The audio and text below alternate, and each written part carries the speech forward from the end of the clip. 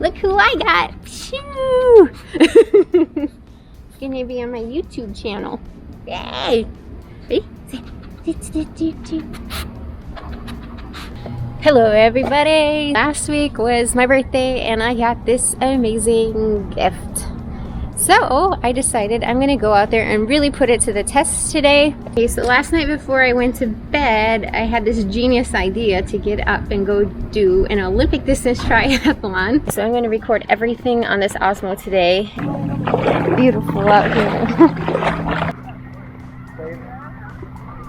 Alright, so I started off with this swim, and as you can see, I need a better way to film myself, but overall the quality was really good, and you can see that here.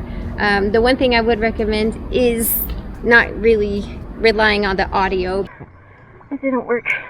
My super slow swim of the day is finished. Okay, and then we move on to the bike, and the bike was spectacular. You can see from this that even no matter how bumpy the road got, this is actually really stable.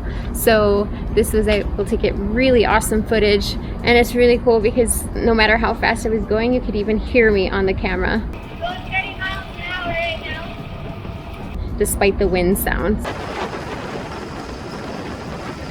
It's not like this is a real race here.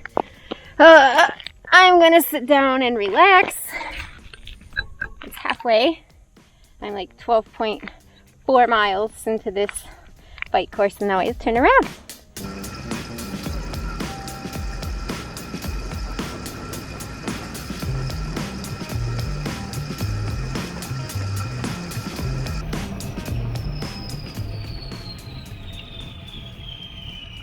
World's longest transition.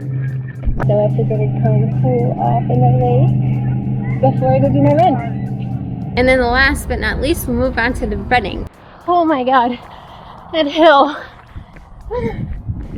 Half a mile uphill. Oh. But I'm not breaking any records today. Here, let me stop, take a drink. See, what I'm doing right now is setting a really low bar. So when I start training, it'll be really easy to beat these numbers that I'm putting out today. I might regret running down this hill all the way to the marina because I have to run back up it. It was kind of worth it. Look at these. Check these guys out.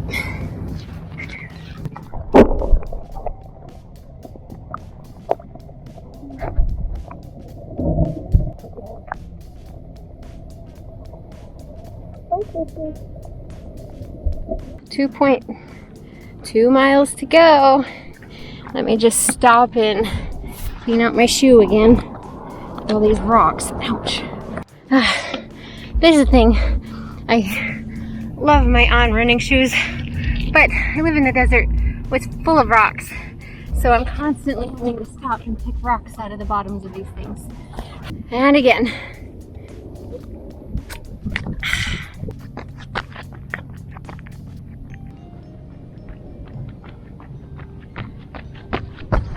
Alright, that's it. I did it.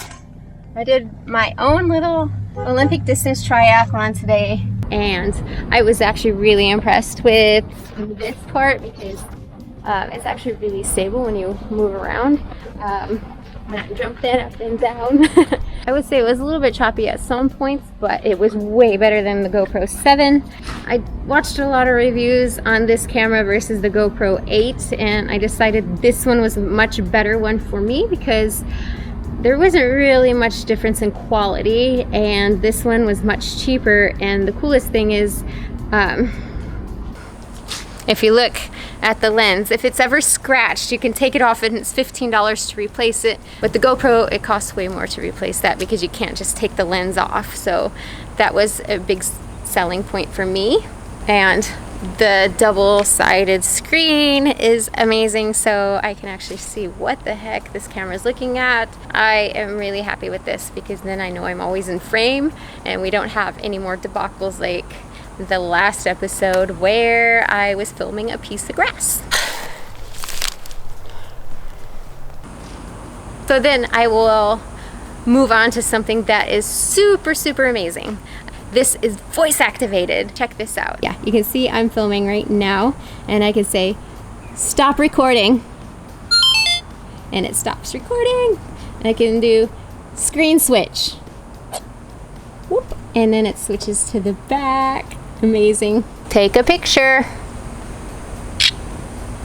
Start recording. Doo-doo. Stop recording. Isn't that... Oh, let's start recording. Start recording. Start recording. Sometimes you have to do it a few times. But this thing is so cool because when I was on the bike and I'm in arrow position, so here, let me put this back down. So like when I'm in arrow position on the bike and I have the camera mounted just underneath the arrow bars, I can say start recording and it records, so I don't have to like worry about crashing because I'm playing with the camera. That's amazing. Okay, so there's two things I noticed that was a learning curve for me. You look right here on the side is where the built-in microphone is. So when I was running like this, at one point I was holding it like this actually. I was covering up the microphone, so I couldn't hear anything I was saying really. The one thing that really I didn't like is it's really hard to see it in the sun. It was like 102 degrees outside. There wasn't a single cloud in the sky today. And when the sun was shining on the screen, I was like basically going like this, trying to like cover it and put some more shade on it so I could see what was going on the screen, because sometimes I was messing up the settings, which is something else that I learned I forgot to mention. Another thing that sometimes I would say stop recording and there you go. It doesn't automatically turn off the camera. So when I was running, for instance, it would switch. I would like change the settings because I was touching it with my hand while I was running. And so I actually ended up taking a lot of slow-mo video and some pictures that I didn't know I was taking and some time lapse. So I got a lot of really weird extra footage because when I was running, I was accidentally touching the screen and the camera wasn't off. That's one more thing you can do after you turn it off. Like if you're running, you say stop recording.